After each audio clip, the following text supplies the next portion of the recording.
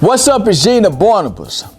First of all, I would like to say I appreciate everybody taking the time to watch my videos. Thank you to all my mentors, all the speakers in the National Speakers Association and Toastmasters for helping me to develop over this time. And I want to talk to you all about self-belief. I think this is probably the hardest thing for us to do as people is to believe in ourselves.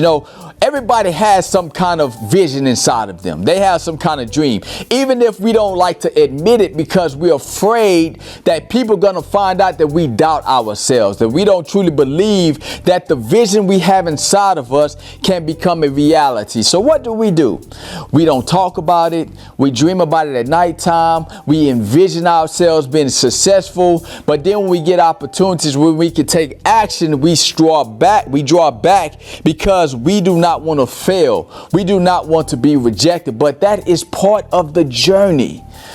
I could not talk about this before, but I know that if you step off your dream and you're willing to persist, you will have your moment. And what I mean by moment, y'all remember when Michael Jordan was at North Carolina, right? And he got the opportunity as a freshman to shoot the last jump shot, and he hit that jump shot all net. And that very moment is when he truly started to believe in the gift that was inside of him. And that allowed him to become the greatest basketball player that ever lived. And we all have that person inside of us. And I'll be real with you all. I had a hard time believing in the gift that was given to me by God. I had a hard time believing that the vision that I had, I could truly do. I've always had this vision that I'll be able to speak in front of a large crowd, but I hadn't done it. So I came to this university and I talked to this organization that normally don't bring in speakers to bringing me in. And they decided to make a big financial investment in me.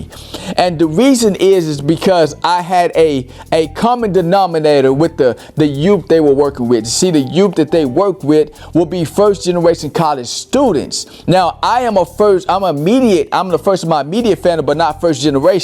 But the thing we had in common is quitting early. You see, I almost dropped out of college in 2 weeks because I didn't know the word procrastinate. We didn't talk about procrastination in the hood, so I didn't know what the word was. And I found out that a lot of these kids go through this program, start college, and they drop out quickly. So I saw it as an opportunity to be able to share my story with them.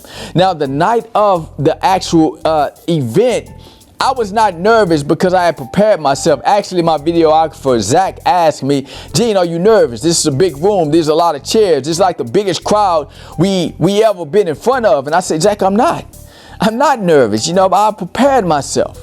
And the truth is, I wasn't nervous because I knew that I was going to be speaking from my heart. I knew there were going to be individuals in that audience that my story would give them hope. So I came in here and I gave it my all. And you see all these empty seats now, but these seats were full the night of that event. And what really got my attention, what really allowed me to truly believe in the gift that God gave me, is that a young African-American male approached me afterwards and he said, Gene, I heard you say you forgave your daddy. So let me ask you, did you forgive your daddy from your head or did you forgive him from your heart?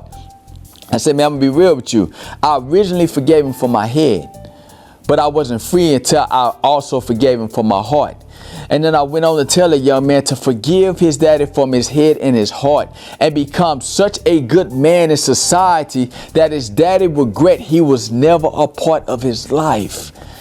And to see that young man, smile and say, thank you, Mr. Mosley, and walk off, I knew at that moment that the gift that was given to me, the gifts that were given to you were not given to us for us to sit on them. They were given to us so we could give other people hope.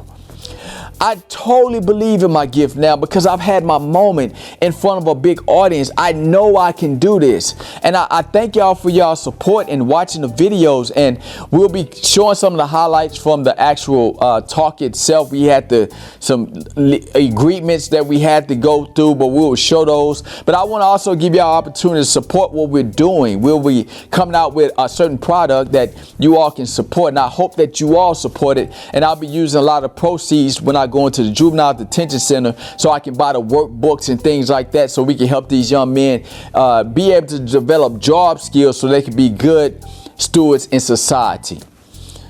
Go after your dreams. Go after it. Persist. Fight for it. Go after it. Because you're going to regret if you don't. And there's somebody out there waiting for you to believe in yourself so they can believe in themselves, because they crossed your path and they see that you was willing to share your heart to help them get out the position they are to become the person that they are destined to be.